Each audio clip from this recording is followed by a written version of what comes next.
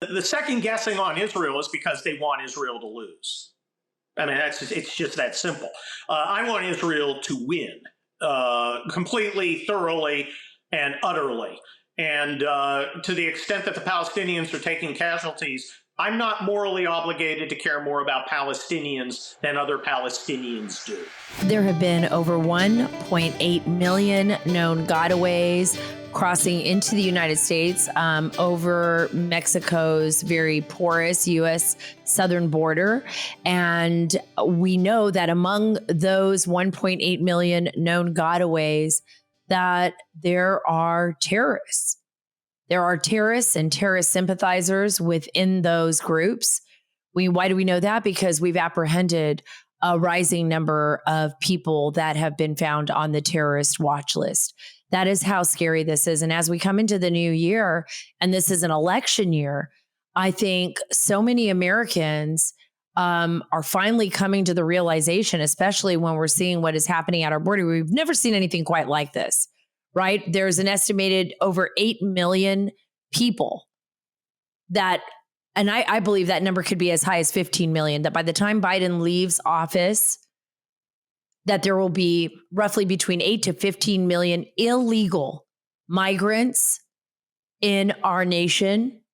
Many of them will never report to court. Many of them have never been vetted or verified in our system at all, or for that matter, across the globe. We'll never be able to know if they're criminals or if they're connected to terrorist organizations. And what if, just what if, among those people were coordinated cells that have come into this country to dismantle, to break us down right before our election in 2024? What if that is happening? Well, the probability of that is very, very high. That is according to U.S. intelligence and others that have been monitoring the situation very closely. And I put the blame completely on the Biden administration and President Biden. But could America be under attack like Israel was on October 7th? Are they already planning this attack here on our homeland? I have brought you coverage from Israel's border and America's borders. And I'm telling you that the threat is absolutely real. And on today's show, I have the amazing and, yes, very much so hilarious Kurt Schlichter. He's the author of a new book. He's actually a genius. The guy's a lawyer. He served in the military. I mean, he's an all-around Renaissance man. And he wrote this new book among all of his other books, but this new book is called The Attack. And he felt compelled to write it after the attack in Israel. And in this book, he makes us think. He makes us wonder, are we next? What do we do? How do we handle this? How will our government handle this if for some reason there are attacks in the United States by proxy groups working for our adversaries, or very similarly of what Hamas did in Israel? How will we handle that? We had a great conversation about it on today's show. Let's get right into it. I'm so happy to have Kurt Schlichter here. You're a lawyer, you're a columnist, you're the author of a new book, which I think is vitally important because it's something that I know so many of us have been thinking about. This new book is titled The Attack, and you are my friend, Kurt. Even if some call you a rhino, I don't think you are. I just had to bring it up. You have a Republican name only. I know. Even though I haven't voted for anybody but a Republican in 40 years. Right. It's so crazy how divisive and divisive we all are, even amongst, and it's not just Democrats, which are, okay, granted, there is a really weird, growing, radical, leftist, Democrat contingent, which is, I think, even far larger than what we saw, like even before even before I was born in the 1960s, but growing at an exponential rate. But also the Republicans, we are like divided amongst each other, and our nation really is hinging on some kind. I feel like we're rattling, like our foundation is rattled. Why are we Why do you think that is? Before we get into your book, which I think everybody is going to buy, The Attack by Kurt Schlichter. I'm throwing it out there again because I want you guys to read this. But what do you think is going on in our country that even Republicans, it's like they'll come after me if I say anything, like there'll be people that'll come after me if I say anything about Trump. Republicans will come after me if I say even just something, I don't even say I'm supporting him. I could say anything. And it'll be like, there will be the other side that will come after me. And then you'll get the Trump people that will come after you. What is going on here? Well, look, both political our culture is changing and both political parties are changing. There can be two political parties in our system. It doesn't really work to have third parties. So you're going to get as close to 50% plus one as you can. But that's going to mean you have a coalition and you have different people in the coalition, and there's always tension there. But the coalitions are changing. The Republican Party of 2024 is markedly different than the Republican Party of 2004, which is represented by Nikki Haley. We are challenging the hawkishness of the Republican Party. We're challenging the corporate focus, the free enterprise at all costs, which means suck up to giant corporations and multinationals. We are now involved in social issues, including the fight against DEI and that sort of social pathology, in a way that, 20 years ago, they didn't want to be. The Republican Party didn't want to touch that, I think, because a lot of the guys didn't want to be uncomfortable at the country club when someone came up and they started going, oh, well, you're just like Jerry Falwell. And that's always been there. But the Republican Party is changing. Democrat Party's changing, too. You have a very hardcore left center radical type that's embracing kind of the Palestinian thing and basically wants to murder the other half of the Democrat Party. So they've got problems, too. So you have these two parties and the coalitions are shifting, and there's a lot of anger there. Plus, there's a lot of, especially the Republican Party, a lot of new blood, a lot of people who came in with Donald Trump in 2016 and really don't know how political parties are supposed to work. The political party, when you have a primary, you fight it out, and then you come together. Right. And and there's a contingency, and that's also on the other side too, the anti-Trump side. Well, if I don't win, I'm just not going to play. Okay, doesn't make for a functional party. And that's bad. Well, you're absolutely right, because we are supposed to battle it out. We're supposed to battle it out with ideas. Yeah. We're supposed to battle it out with personalities. And then we come to some kind of consensus. And if our guy or our gal doesn't make it in the primary, then we turn around and we take a deep breath.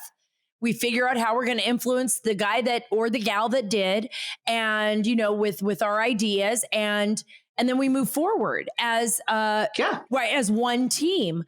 Can we get there? Can we get there this time? I don't know, because look, I'm a Republican, as horrible as that can be, because a lot of Republicans are nitwits. So I want the Republican Party to win. But if you have people who are focused on one particular candidate, you have a lot of people, well, I'm for Trump, but I'm not a Republican, which, is fine, but that doesn't help the Republican Party. And it doesn't necessarily, and frankly, I don't think it necessarily helps people who support kind of the Trump agenda, because Trump alone is going to end up getting impeached and probably imprisoned. If they don't imprison him anyway, in this disgusting and disgraceful, totally bogus lawfare nonsense that's going on. Are we ever going to be able to get away from that? That's the part, Kurt, that's the part that is just blowing my mind. And Well, that's because you and I are different from most Americans, Sarah. Americans are the most parochial people in the world. You literally don't have to leave America and your entire life to have like a fairly complete and interesting life. But we have. You have been in the ruins of civil wars. I've been in the ruins of civil wars. And you look at that, and I know how the civil war, for instance, in Kosovo started, which was they were getting along fairly well. There were rules. And then somebody decided, well, I'm going to change the rules to my advantage. And the other side changed the rules too to go along with it, because you can't change the rules but expect the status quo to protect you. And then it all goes off the rails. And it goes off the rails like that, Kurt. It goes off the rails like that. That's what people don't get. It's so quick, so fast. I was in the LA riots, for instance, as a young lieutenant. And within 5 hours, we went from peaceful, normal city to me with a freaking machine gun in the middle of an American urban area, and everything's on fire. I was right there. Kurt, I was right there. I was at UCLA during the LA riots. Wow. I was actually volunteering at a church right off of in South Central, near the Payless shoe store that went up in flames. And I didn't even know what was going on. And all of a sudden I'm leaving. I'm very young. I'm leaving. I'm heading out in my little Dodge Omni. And I see one cop going, "What are you doing here?" And and I'm just like, I don't know what's going on. And there were Molotov cocktails being tossed in, and it was just, eventually people were jumping on the hoods of the cars, and it turned into a war zone. It was a war zone. My infantry unit was in Inglewood, right off La Brea. You know, I know exactly where that is. I was right off of Crenshaw. I was right off of Crenshaw. Yeah, I came down from Pasadena, where I was living. I was going to law school. I called in. I said, "Are we going to get alerted?" This was my third day in the National Guard. They said, "Nah, it won't happen." I packed anyway. They called me. I had no guns. I didn't own any guns. I sold all my guns when I came home from Germany. And I go in. I go up to a police checkpoint on La Brea, just south of the 10. You know, that shopping center area, right? And the cops are looking at me going, "What the hell are you doing?" I said, "I got to go in there. That's where my unit is." They go, "Do you have a gun?" And I go, "No." They go, "You sure you want to go in there?" I said, "No." They said, "Drive real fast." That was it. And it was, but the speed of it. How one day you're just, la, la, la, everything's wonderful. This is the natural state of man. Right. And then freaking fire and brimstone. Right. And I remember seeing, and this was 1992, I remember seeing right on Wilshire Boulevard, the Neiman Marcus. I know Kurt and I are taking a trip down memory lane during the horrors of America, right? Down by Thank You Chicken. Yeah, exactly. and then all of a sudden I'm watching, like, as people are running out of Neiman Marcus with like all the goods and clothing, and there were people ripping bars off of windows. And by the time I got back to UCLA was shutting down, and they were saying, "You've got to go. If you live in the area, if you have family in the area, you got to leave. If you are here as a student, you've got to go on lockdown." And I ended up packing my stuff, heading back. Long story short, as I'm heading down Wilshire Boulevard, and I was watching all of that transpire at Neiman Marcus, I look over, and this is what scares me about what's happening right now. This heightened racial tension, this, the push by the left of victimization and turning people against each other, and the loss of the respect for one another as Americans. And I looked over, and there were two gals in a car next to me, African-American Black gals, and they looked, and they had a sign on their car that said, "Kill all the white people." This might have been like the second day into the riot or the third day when I was heading out. And I rolled my eyes. Bad mistake. I rolled my eyes at these two gals that were very intense, and they had been driven. They were going to come, they came after me. They chased me down La Cienega. They came out of the car. I was trapped in my car at a light, and they had bats, and they said they were going to kill me. And if it wasn't for an elderly man that was on the sidewalk across the street near a store, which, by the way, whose windows were being pulled down, the bars were being pulled off, he came running and he blocked them.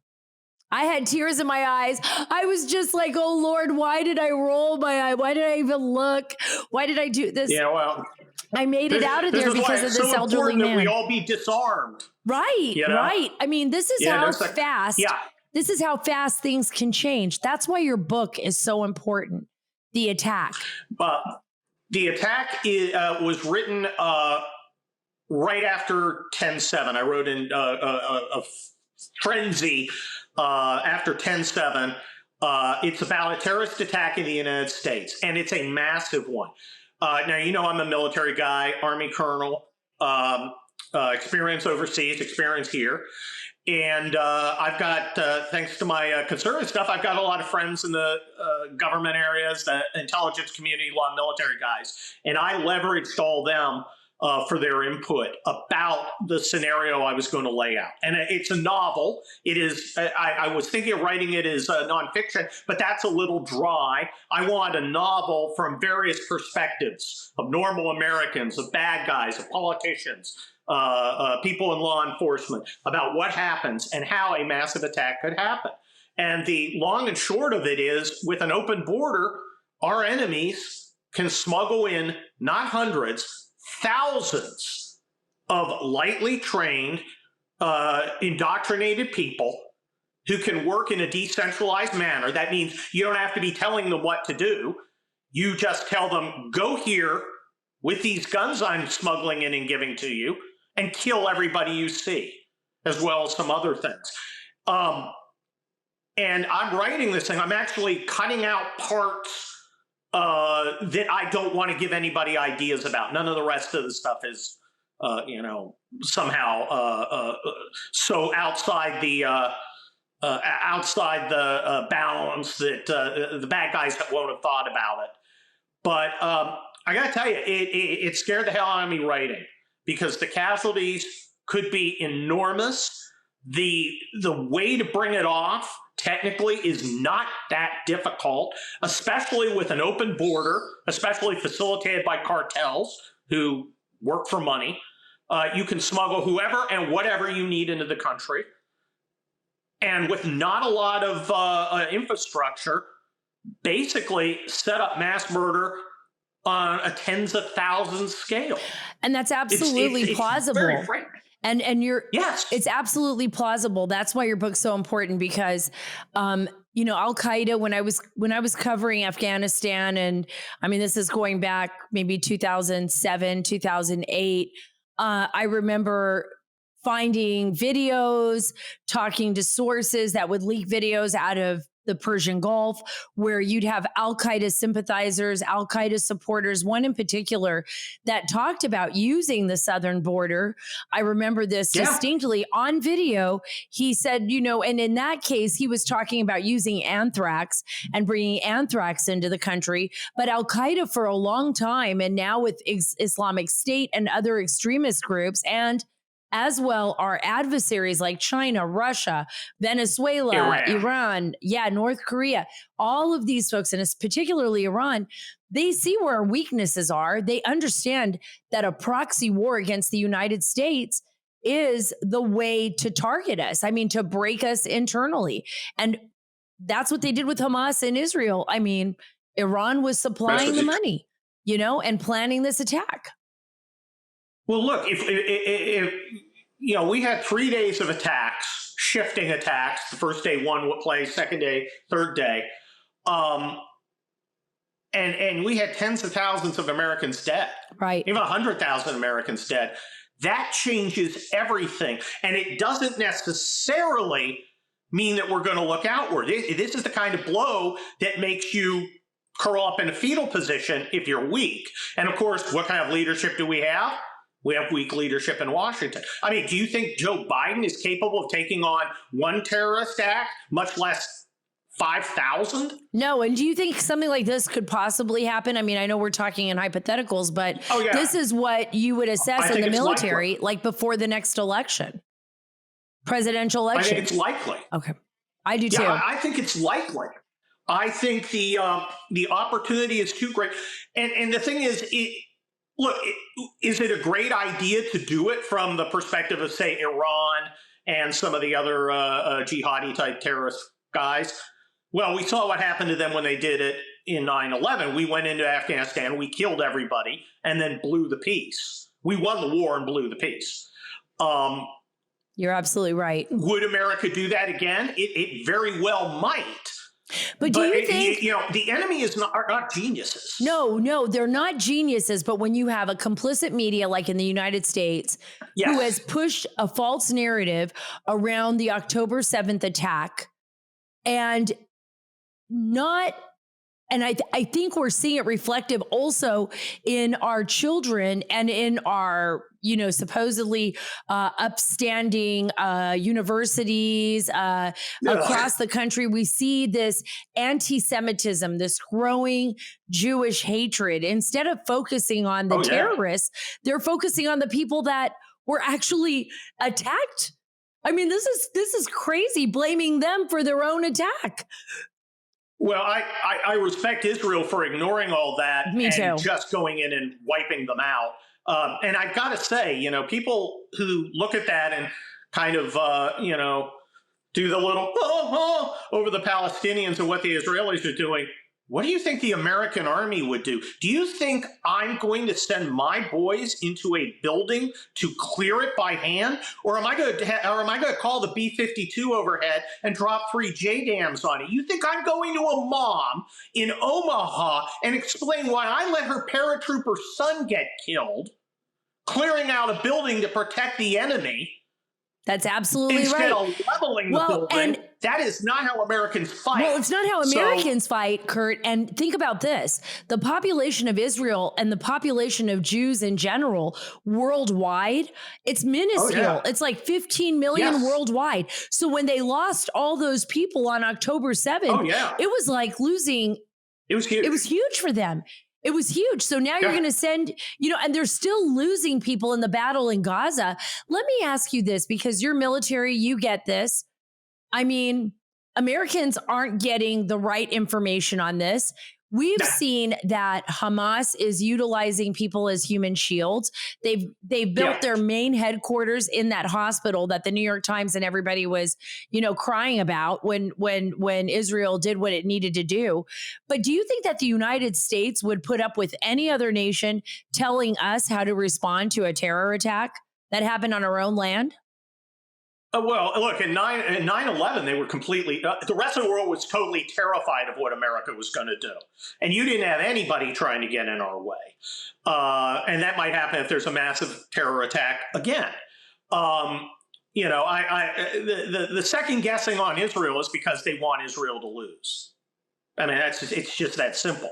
I want Israel to win completely, thoroughly, and utterly. And to the extent that the Palestinians are taking casualties, I'm not morally obligated to care more about Palestinians than other Palestinians do. Right. I mean, and that was the thing. I mean, I watched the movie Golda. I've always been a fan of Golda Meir.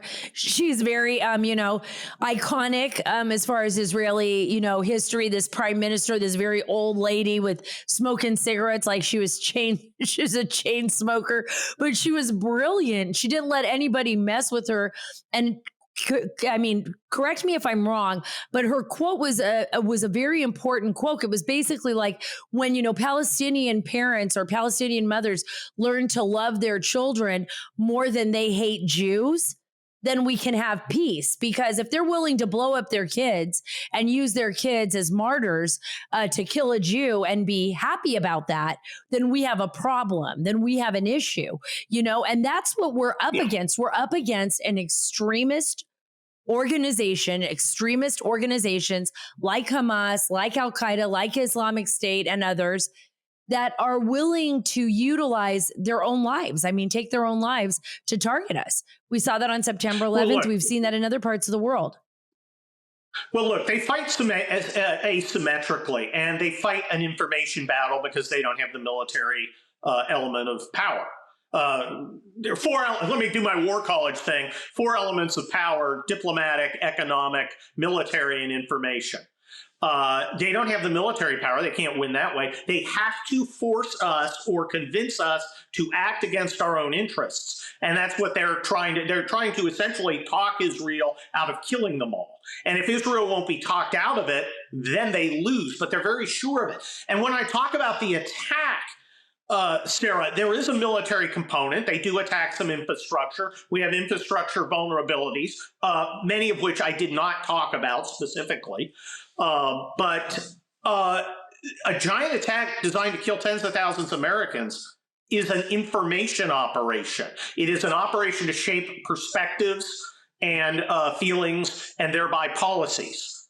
It is to convince you to be afraid to exercise your power. If you are not afraid of exercising your power, if they don't succeed in convincing you, then they've calculated really badly, because then they're all going to die. Right.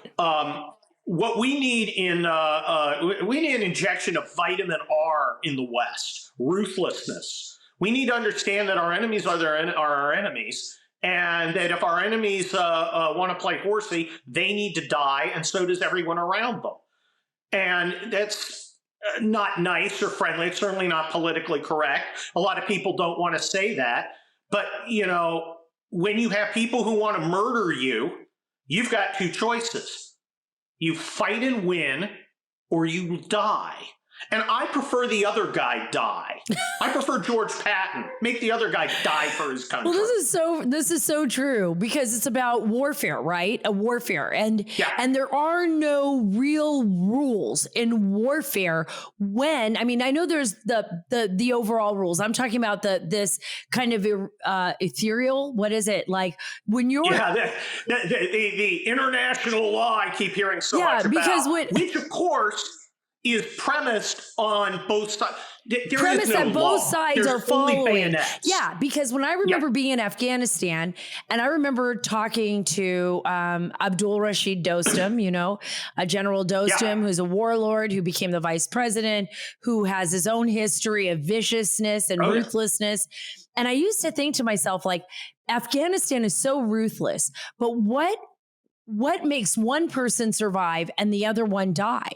And it was always that when I dealt with the warlords or with somebody like that who survived multiple, assassination attempts and all kinds of strange, bloody warfare on the front lines, it was because they were willing to go beyond what was normal. They were the ones most feared. They were the ones most feared. And the thing is... Well, you know, and America was like that. I mean, we dropped 2 atomic bombs on Japan to end the war after burning Tokyo to the ground with firebombs.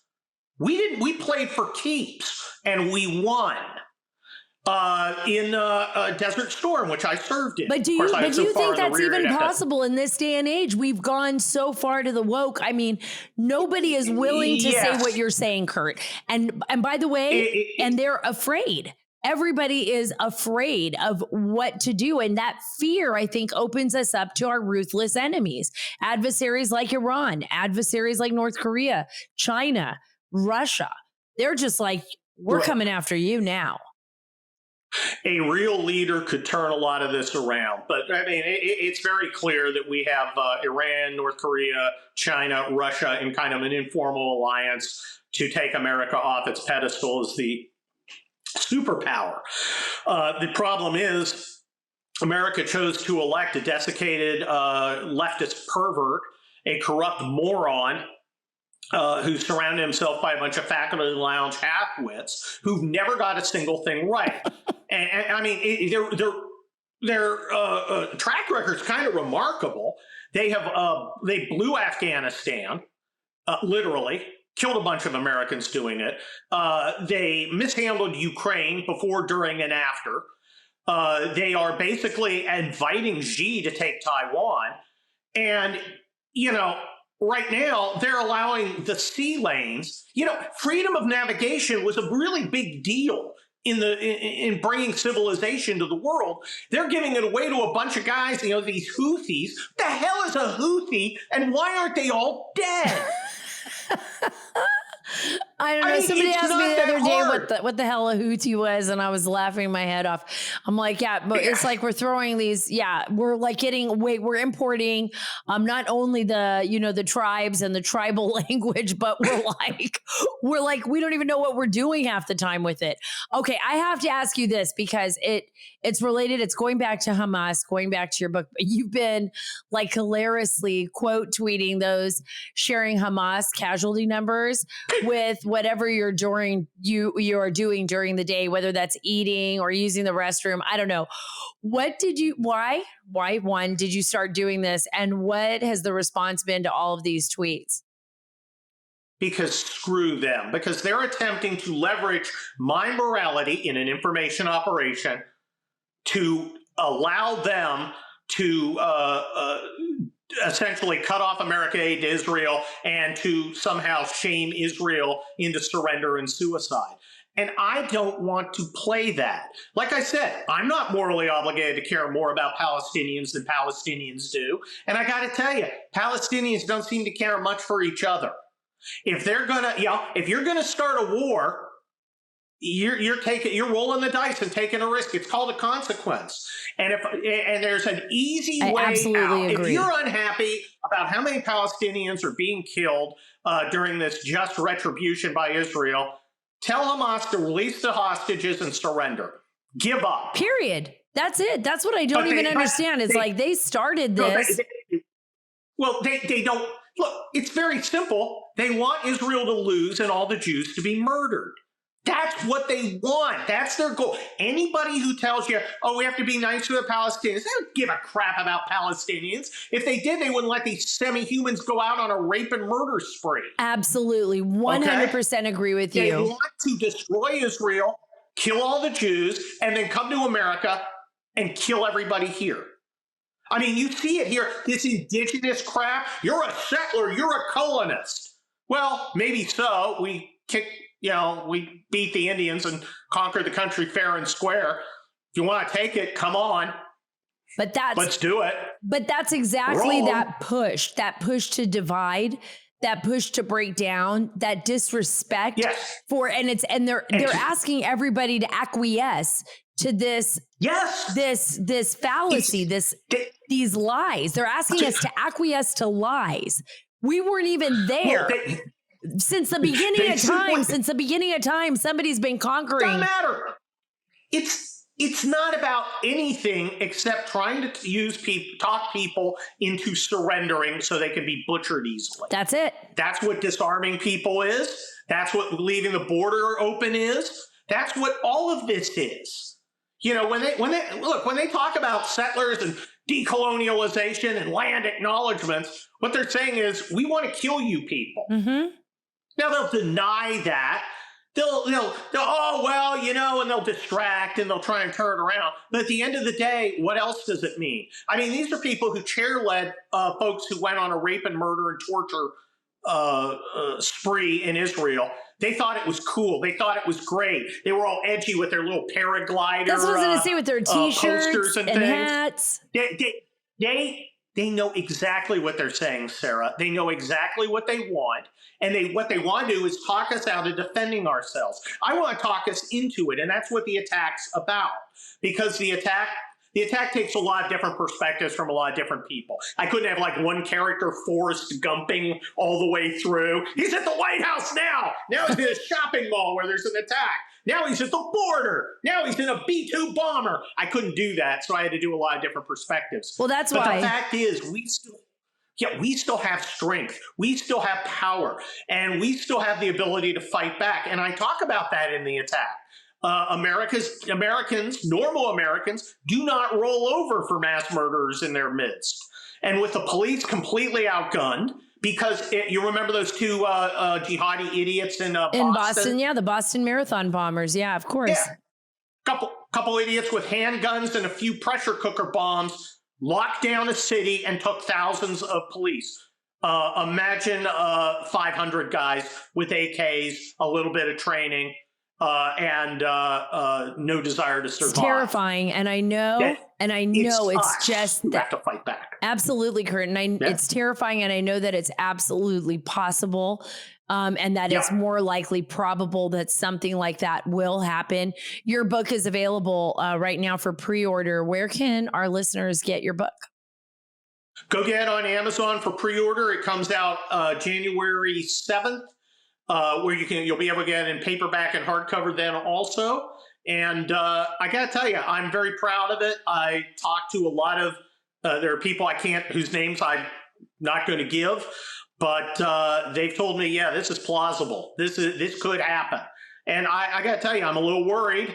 But I follow my own advice, buy guns and ammunition. That's it. I do too. I follow that advice very well. I live in the great state of Texas, and I have a lot of guns and a lot of ammunition. I'll be joining you soon. Yeah, I would love for you to come down here. So bring your puppy with you. We just bought a house in Houston, so. Oh, you did? Yeah, so we'll be spending some time. I'm not abandoning Cali, but nice. I will be by. Nice. I'm excited. Red and blue. Yeah, thank you. Well, that's not too far. I mean, it's about a 2 hour drive for me. So it's not bad, but I go to Houston quite often. Where can people follow you on social media and read your writing? Follow me at Twitter, at Kurt Schlichter. And Monday, Wednesday, and Thursday are my town hall columns. And I got some really fun ones coming up. So check those out. I'm so excited, Kurt. Congratulations on your book. I know it's going to be a huge success. I want that signed copy. And thank you for being a part of the Sara Carter Show. Hey, I appreciate it. Thanks for having me. Anytime. Hey, folks, hit that subscribe button here on Rumble and on your favorite podcast app. Thank you. I want to thank you all for joining the Sara Carter Show today. I know I have no makeup on. I'm feeling so sick. I just wanted to admit that openly. I somehow came down with something over New Year's, and I have still been recovering. I feel a little bit better today. And so hopefully my new year, I've thrown all the bad behind me. I'm moving forward to all the good because, folks, like I used to say in 2023, 2024 cannot come fast enough. Yes, it cannot come fast enough. Kurt is a great patriot. He's always welcome on the Sara Carter Show. And guess what? He even worked on a federal holiday. He's my kind of guy. Please make sure you're subscribed to the Sara Carter Show here on your favorite podcast app. It really helps. Follow me on Truth at Sara Carter Official, on X at Sara Carter DC, and on Instagram at SCarterDC. God bless you. God bless our great nation. Please pray for peace and pray for the safety of our nation in these really tumultuous and terrible times. And let's just have a great 2024. Put someone into office that actually deserves to be there. Somebody who cares about each and every one of us. Somebody that actually will do the job that needs to be done. And folks, God bless the great state of Texas.